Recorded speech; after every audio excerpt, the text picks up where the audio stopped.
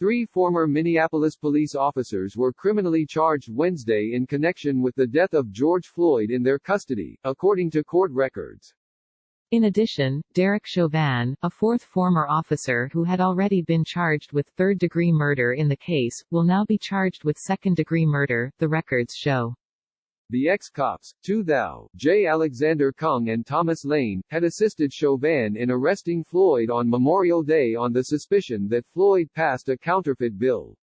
Chauvin, who is white, was charged on Friday with third-degree murder and second-degree manslaughter after video footage emerged showing him kneeling on Floyd's neck for nearly 9 minutes as Floyd, a black man, lay handcuffed, crying out that he could not breathe.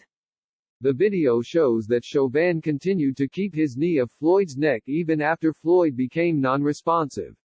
Floyd's death has sparked widespread protests against police violence in dozens of cities across the country, with demonstrators and Floyd's family calling for charges to be brought against Lane, Thao and Kung.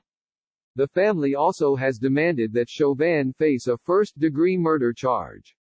Ben Crump, an attorney for the family, said in a statement that the family's reaction was that it was a bittersweet moment. We are deeply gratified that AG Ellison took decisive action, arresting and charging all the officers involved in #George Floyd's death and upgrading the charge against Derek Chauvin to felony second-degree murder, Crump wrote in a post on Twitter. A second-degree murder charge carries a statutory maximum sentence of 40 years upon conviction, compared to 25 years for third-degree murder. Actual sentences are often short of the maximum.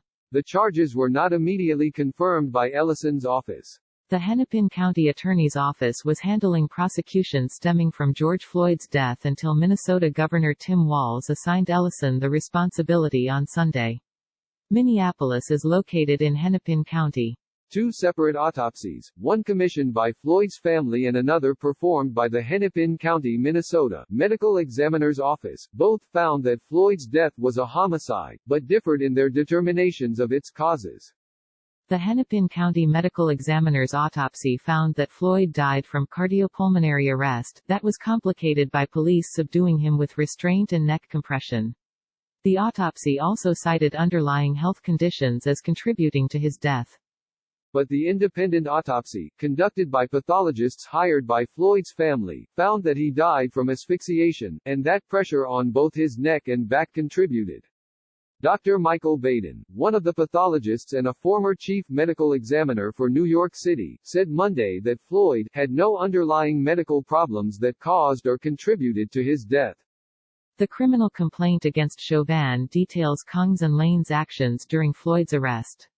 According to the complaint, Kung held Floyd's back and Lane held his legs.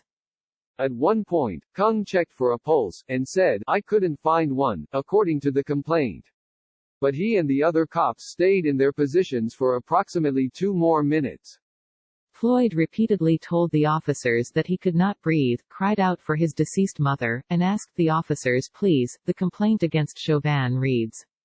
In all, Chauvin held his knee on Floyd's neck for 8 minutes and 46 seconds, including for nearly 3 minutes after Floyd became non-responsive, according to the complaint.